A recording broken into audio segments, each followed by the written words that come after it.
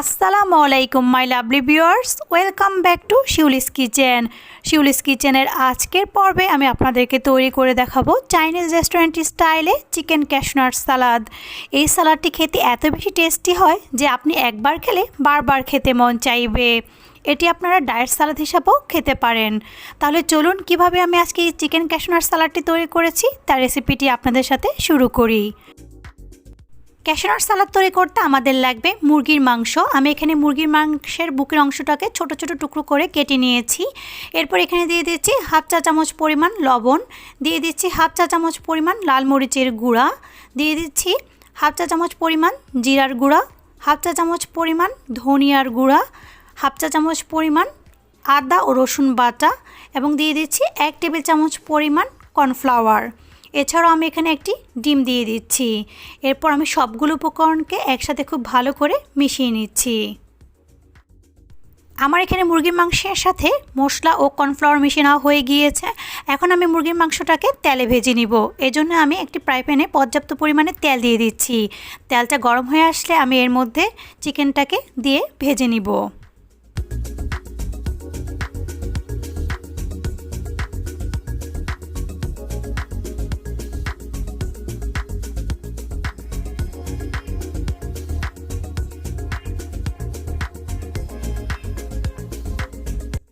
আমার এখানে চিকেনগুলো দেওয়া হয়ে গিয়েছে। এখন আমি চিকেনগুলোকে একটু উল্টিয়ে পাল্টিয়ে ক্রিস্পি করে ভেজে নিব। উপরে ক্রিস্পি হবে বাট ভিতরে একটু জুসি জুসি থাকবে, এরকম হলে চিকেনগুলোকে আপনারা উঠিয়ে ফেলবেন। আমার এখানে চিকেনগুলো হয়ে গিয়েছে। এখন আমি চিকেনগুলোকে তেল থেকে উঠিয়ে নিচ্ছি।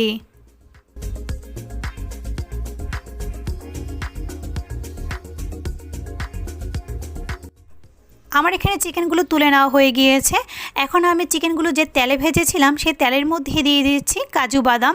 আমি এখানে কাজু বাদামগুলোকে একটু গোল্ডেন কালার করে ভেজে নিব।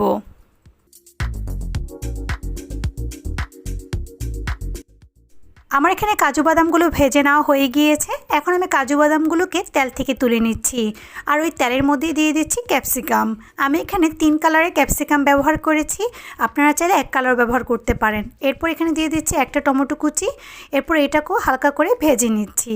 এখন এখানে দিয়ে দিচ্ছি 2টো পেঁয়াজ কুচি। এরপর সবগুলো উপকরণকে একসাথে আমি সামান্য পরিমাণ লবণ দিয়ে হালকা করে ভেজে নিচ্ছি। এগুলোকে খুব বেশি ভাজার দরকার নেই, হালকা করে ভেজে নিলেই হবে। এখন আমি চুলাটাকে বন্ধ করে দিচ্ছি।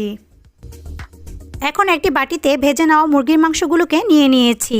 এরপর এর মধ্যে দিয়ে দিচ্ছি একটা কুচি করে নেওয়া শসা। এরপর এখানে দিয়ে দিচ্ছি ভেজে নেওয়া পেঁয়াজ, ক্যাপসিকাম আর টমেটো। এরপর আমি এখানে দিয়ে দিচ্ছি ভেজে নেওয়া কাজু বাদাম। এরপর আমি এখানে দিয়ে দিচ্ছি কিছু ধনেপাতা কুচি ও স্বাদমতো কাঁচামরিচ। এখন আমি এখানে অর্ধেক লেবুর রস দিয়ে দিচ্ছি। লেবুর রস দেওয়া হয়ে গেলে আমি এখানে দিয়ে দিচ্ছি কিছু কালো গোলমরিচের গুঁড়া। এরপর আমি এখানে দিয়ে দিচ্ছি 1 চা চামচ পরিমাণ সাদা সিরকা, দিয়ে দিচ্ছি 1 চা চামচ পরিমাণ সয়া সস। আমি এখানে লাইট সয়া সস ব্যবহার করেছি। এরপর আমি এখানে দিয়ে দিচ্ছি 1 চা চামচ পরিমাণ চিনি। অবশ্যই আপনারা যদি ডায়েটে থাকেন তাহলে চিনিটা বাদ দিয়ে দিবেন। এরপর আমি এখানে দিয়ে দিচ্ছি 3 টেবিল চামচ পরিমাণ সস। এখন আমি সবগুলো উপকরণকে একসাথে মিশিয়ে নিচ্ছি।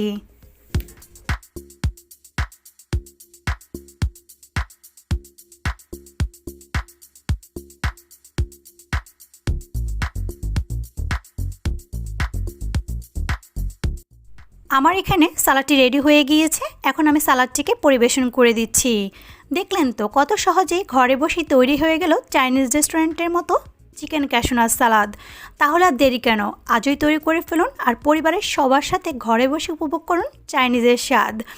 আমার রেসিপিটি আপনাদের কাছে কেমন লাগলো তা অবশ্যই আমাকে জানাতে ভুলবেন না। আর আমার রেসিপিটি ভালো লেগে থাকলে অবশ্যই আমার চ্যানেলটিকে সাবস্ক্রাইব করে বেল বাটনটিকে অন করে রাখবেন। আজকের মতো এখানেই বিদায় নিচ্ছি। সবাইকে অনেক ধন্যবাদ। আল্লাহ হাফেজ।